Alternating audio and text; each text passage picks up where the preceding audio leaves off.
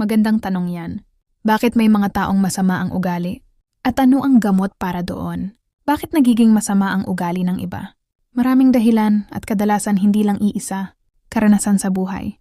Lumaki sa sigawan, pananakit, o kakulangan sa aruga kaya natutunan nilang ganon makitungo sa iba.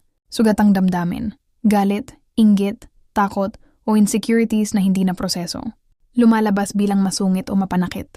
Kakulangan sa disiplina at values. Walang gumabay o nagturo ng respeto at accountability. Stress at problema. Kapag laging pagod o problemado, madaling maging iritable.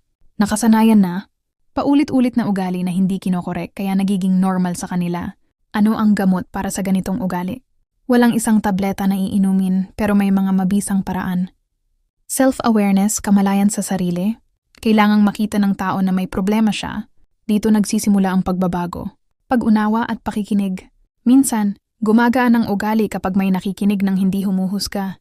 Disiplina at malinaw na boundaries. Hindi lahat dapat pagbigyan. May hangganan ng pagtitiis. Pagpapakumbaba at pagkatuto, tanggapin na may mali at handang magbago. Gabay ng tamang tao. Pamilya, kaibigan, guro o counselor na marunong magtuwid, hindi manakit. Pananalig at mabuting gawain para sa naniniwala. Nakakatulong ang dasal, pagninilay, at paggawa ng mabuti para huminahon ang loob. Mahalaga ring tandaan ay hindi mo responsibilidad ayusin ang lahat ng masama ang ugali. Pwede kang umunawa, pero alagaan mo rin ang sarili mo. Kung paulit-ulit kang sinasaktan, emosyonal man o salita, okay lang lumayo.